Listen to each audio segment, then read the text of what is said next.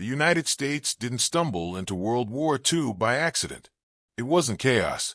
It wasn't inevitable. It was a decision, done in offices, signed on paper, and he guaranteed that war was coming, long before the first American bomb fell. Most Americans learned that Pearl Harbor forced the U.S. to enter World War II. But that moment was the consequence, not the cause. The real turning point came months earlier, with a decision that made conflict inevitable. If you value history told without myths, click like now. Help this video reach people who believe that wars begin on battlefields, not in boardrooms. In the late 1930s, the United States was not a nation eager for confrontation. It was a traumatized nation.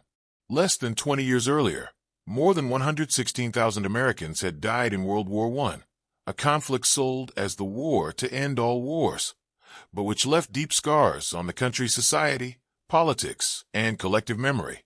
For millions of families, Europe did not represent alliances or shared values. It represented distant cemeteries and broken promises. This trauma shaped an entire generation. Veterans returned home with physical and psychological wounds. The Great Depression, which began in 1929, further exacerbated feelings of distrust toward political elites and foreign interests. For the average American, the question was not whether the United States should intervene in the world again, but why it had gotten involved in the first place. Congressional investigations, such as the Nye Committee, reinforced the perception that entry into World War I had been influenced by bankers, arms manufacturers, and corporate interests. The idea that America had been manipulated into fighting a war that was not its own gained traction and became popular consensus. In direct response to this climate, Congress passed a series of neutrality acts between 1935 and 1939. These laws prohibited the sale of weapons, financial loans, and any type of military support to countries at war. They were not symbolic measures. They were legal barriers deliberately built to prevent any president from dragging the country into another international conflict. The message from the electorate was clear. No foreign war was worth American blood. Opinion polls of the time unequivocally confirmed this. In 1939, more than 80% of Americans opposed entering another European war, even in the face of the aggressive expansion of Nazi Germany. Isolationism was not a radical position. It was the dominant one. Organizations like the America First Committee brought together public figures, business people, politicians, and millions of ordinary citizens who believed that the greatest strategic mistake the United States could make would be to repeat the past. Franklin D. Roosevelt understood this reality better than anyone. Although personally convinced that an Axis victory would represent a direct threat to American security, he governed a country unwilling to hear this. Any explicit move toward war could destroy his presidency and irreversibly divide the nation. Executive power was limited not only by laws, but by the political fear of challenging a weary, impoverished population deeply distrustful of foreign adventures. Meanwhile, the world was beginning to crumble. Germany was advancing through Europe, Japan was expanding its empire in Asia, and Italy was marching through Africa. Yet, for most Americans, these conflicts seemed distant, almost unreal. Entire oceans served as psychological shields. The feeling of geographical security fueled the belief that the United States could observe history from afar, choose the right moment, or simply not choose. This was the central paradox of that moment. America had enough economic, industrial, and strategic power to influence the fate of the world, but it lacked the emotional will to use it. The fear of repeating the First World War not only guided U.S. foreign policy, it paralyzed it. And it was precisely within this climate of fear, caution, and isolation that a decision would be made. A decision that would not ignore this fear, but would utilize it. A decision that would not openly break neutrality, but would make war inevitable. And when that decision was made, the battlefield was still thousands of kilometers away, but the path to it had already been laid out. While the United States remained trapped in isolation, the rest of the world moved toward collapse. Not in slow motion, but in rapid, calculated, and in many cases, irreversible movements. The contrast between American caution and the aggressiveness of the Axis powers created a dangerous illusion that observing was the same as being safe. In September 1939, Germany invaded Poland. In a few weeks, an entire country was destroyed. For most Americans, it seemed like a return to old European conflicts, something tragic but distant. Yet in Washington, the signal was clear. The speed of the German offensive was unlike that of the First World War. It was something different. Blitzkrieg was not just a military tactic. It was a demonstration that the global balance had shifted. In 1940, the situation deteriorated rapidly. Denmark and Norway fell.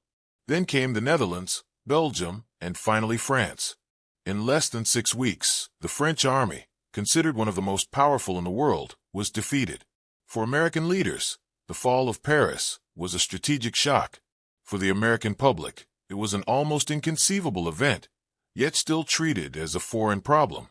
Physical distance allowed for emotional distance. Great Britain stood alone, bombarded night after night during the Battle of Britain. It desperately depended on supplies, ships, and time. Officially, the United States was not at war, but neutrality was beginning to show cracks. Programs like Cash and Carry, and later Lend-Lease, emerged as carefully formulated political solutions. They were not presented as acts of war, but as defensive measures to keep strategic allies alive without firing a single American shot. Meanwhile, on the other side of the planet, Japan was following a similarly aggressive trajectory. Since the early 1930s, Tokyo had been expanding its control over Manchuria and much of China. By 1937, the Sino-Japanese War had escalated into a large-scale conflict marked by extreme brutality and prolonged occupation. Yet, to the American public, the Pacific seemed even more distant than Europe. Asia rarely occupied the center of national debate. Mussolini's Italy, meanwhile, was advancing through Ethiopia and North Africa, attempting to rebuild an empire in the image of ancient Rome. Each move reinforced the perception, within American strategic circles, that these were not isolated conflicts, but a complete reshaping of the international order. The critical point was that these advances weren't happening in a vacuum. They depended on resources, oil, steel, food, shipping routes, and a large part of these resources came directly or indirectly from the United States. Even while avowedly neutral, the American economy was deeply connected to the global war effort. Factories produced, ships transported, banks financed. The war was already affecting America, even without soldiers on the battlefield. This imbalance created a silent tension in Washington. Remaining neutral meant, in practice, allowing hostile powers to shape the post-war world. Openly intervening meant defying the popular will and risking an internal crisis. Each passing week reduced the available options. The world wasn't waiting for the United States to decide. It was reorganizing itself without them. And the further the Axis advanced, the clearer and uncomfortable truth became. American neutrality was seen not as a strength, but as an opportunity. For some, a temporary weakness. For others, an invitation. In this scenario, the question ceased to be whether the United States would be dragged into the war. The real question became when, where, and under what conditions. And the answers to these questions would not be given on the European or Asian battlefields, but in the decisions made quietly within the American government, while the world burned outside. In mid-1941, the war had not yet reached American soil, but it was already deeply present at the decision-making tables in Washington, not with soldiers or tanks, but with memos, intelligence reports, and cold calculations about power, resources, and time. It was in this environment that the most consequential decision of the entire pre-war period was made. A decision that did not declare war, but made war inevitable. Japan was not merely an expanding military power. It was a dependent power. Over 80% of the oil used by the Japanese Navy and Air Force came from imports, and most of that fuel was supplied directly or indirectly by the United States. Every Japanese ship that crossed the Pacific, every plane that took off, every tank that advanced into China depended on a resource controlled by Washington. This was no secret. It was a fact known to American and Japanese strategists. As Japan advanced into Southeast Asia and refused to back down from China, diplomatic tensions increased. Washington began with gradual measures, partial restrictions, economic pressure, formal warnings. The stated goal was to contain Japanese expansion without resorting to war. The real objective was to test how far Tokyo was willing to concede. In July 1941, this ambiguity ended. Following the Japanese occupation of French Indochina, the Roosevelt administration froze all Japanese assets in the United States. In practice, this measure blocked trade in oil, steel, and other strategic materials. It wasn't officially called a total embargo, but it functioned as one. Within days, Japan lost access to most of the fuel that sustained its military empire. Within the American administration, the impact of this decision was fully understood. Internal reports warned that Japan possessed oil reserves sufficient for only 1 to 2 years of large-scale military operations. Without access to new sources, strategic collapse would be inevitable. The message sent to Tokyo was simple and brutal: change its behavior or face asphyxiation. This was not a decision taken on impulse. It was debated, analyzed, and approved at the highest levels of government. Franklin D. Roosevelt, Secretary of State Cordell Hull, and other key cabinet members knew that cutting off oil was not an ordinary sanction. It was an ultimatum. And ultimatums, historically, do not end conflicts. They accelerate them. From the Japanese point of view, the options were extremely limited. Withdrawing from China meant political humiliation, government collapse, and possible civil war. Accepting American demands was tantamount to admitting defeat without a fight. A third option remained: securing access to resources by force, expanding southward toward the oil-rich colonies of Southeast Asia. But this path directly conflicted with American interests in the Pacific. At that moment, war ceased to be an abstract possibility. It became a matter of timing. Japan needed to act before its reserves ran out. The United States knew this. Still, they maintained the pressure. The American bet was that Japan would back down. The Japanese bet was that a swift strike could shift the strategic balance. That was the decision that redefined everything. No shots were fired that day. No speeches declared war. But the clock started ticking. Each week without oil brought Japan closer to a fatal choice. And each passing day made it more likely that the response would not come in the form of negotiation, but of attack. The United States' entry into World War II didn't begin at Pearl Harbor. It began there. The moment Washington decided to use the economy as a weapon, consciously accepting the risk of a military response. The war was still out of sight for the American public. But behind the scenes, it had already been triggered. When the decision was made in Washington, the question was no longer whether Japan would react, but how. Within the American government, this distinction was clear, though rarely admitted publicly. Naval intelligence reports, diplomatic analyses, and strategic assessments all converged on the same point: Japan was cornered. And in military history, cornered nations rarely choose silent surrender. American leaders knew that Japan did not possess unlimited reserves. They knew that without oil, its navy would lose mobility, its air force would be grounded, and its empire would begin to crumble. They also knew that Japan had built its political identity around expansion and resistance to Western pressure. Ignoring this cultural and strategic factor was the first major miscalculation. The Roosevelt administration believed that economic pressure would force negotiations. The assumption was that Japanese leaders, faced with imminent collapse, would accept a retreat from China and Indochina to preserve the regime. But this reading ignored a fundamental reality. For Tokyo, retreating was not just a strategic decision. It was an existential threat to the government itself. Another underestimated factor was the time factor. Each day under embargo pushed Japan into an increasingly narrow window of action.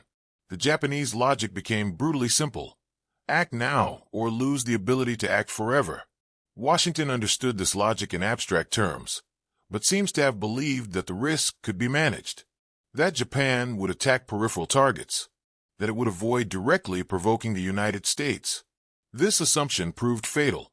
Japanese planners weren't thinking in terms of limited provocation. They were thinking of total neutralization. If confrontation with the United States was inevitable, then the only chance of success would be a swift and devastating blow that would delay the American response long enough to consolidate gains in the Pacific. Pearl Harbor wasn't chosen impulsively. It was chosen because it symbolized American naval power in the region. Within American intelligence, there were warning signs, diplomatic interceptions, unusual naval movements. Fragmented reports indicated that something was brewing. The problem wasn't a lack of information. It was the interpretation. The prevailing belief was that Japan would attack Southeast Asia or European colonies first, not a heavily defended American base. This conviction created a strategic blind spot. Pearl Harbor was seen as too improbable to be real, too far away, too risky. The idea that Japan would dare to directly attack the United States seemed irrational from an American perspective, but it made sense within Japanese logic. What was ultimately ignored was the asymmetry of perception. Washington saw the embargo as a tool of controlled coercion. Tokyo saw it as an act of war in slow motion. While American leaders believed there was still room for negotiation, Japanese leaders had already concluded that negotiation was over. This difference in interpretation sealed the fate of subsequent events, not because the United States wanted war at that moment, but because they accepted the risk of provoking it, believing they could shape the adversary's response. History proved otherwise. When the Japanese planes took off for Hawaii, the decision had already been made months before. Not in Tokyo, but in Washington. Pearl Harbor was the shock, but the mistake was earlier. It was the belief that extreme pressure could be applied without triggering an extreme reaction. And this pattern, more than the attack itself, would become one of the harshest and most recurring lessons of American strategy in the following decades. On the morning of December 7, 1941, all abstractions ended. In a few hours, what had existed until then only in memos, strategic calculations, and political bets materialized in fire, steel, and death. More than 350 Japanese planes attacked Pearl Harbor. 8 battleships were hit. Nearly 2,400 Americans died.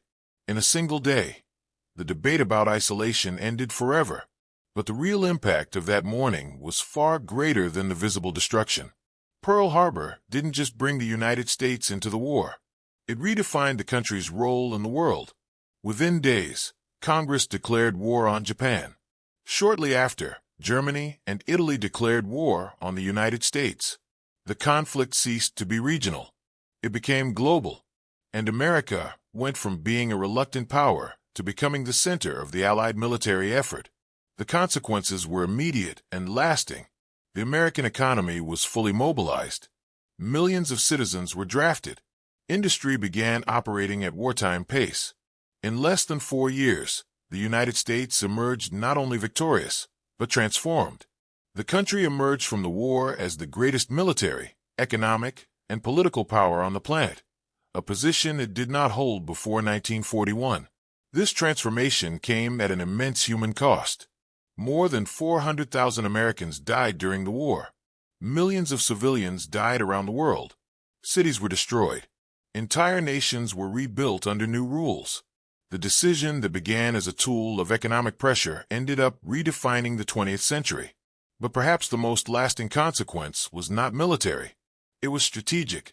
From that moment on, the United States began to treat economic sanctions, embargoes, and financial pressure as central instruments of foreign policy. Oil, trade, and the global financial system became weapons as important as aircraft carriers and missiles. The logic was simple: to force adversaries to change their behavior without firing the first shot. This logic still guides American decisions today. From the Middle East to Eastern Europe, from the Pacific to global economic disputes, the same question returns repeatedly. To what extent can economic pressure be applied before it becomes a trigger for war? The history of 1941 offers an uncomfortable answer. Those who apply the pressure don't always control the reaction. Pearl Harbor is remembered as a surprise attack, but viewed in retrospect, it was also the predictable result of a chain of decisions. Decisions made far from the battlefield. Decisions based on the belief that the risk was acceptable. Decisions that changed the world. Understanding this isn't about blaming the past. It's about recognizing patterns. Because wars rarely begin when the first bomb falls. They begin when leaders believe they can push an adversary to the limit without crossing the tipping point. And history shows, repeatedly, that this point is almost impossible to calculate. If this video changed how you understand the United States' entry into World War II, Please like it now. This helps this content reach people who still believe that history happens by chance. And if you want to continue understanding how past decisions shape present conflicts, subscribe to the channel. Because history isn't meant to comfort. It's meant to warn.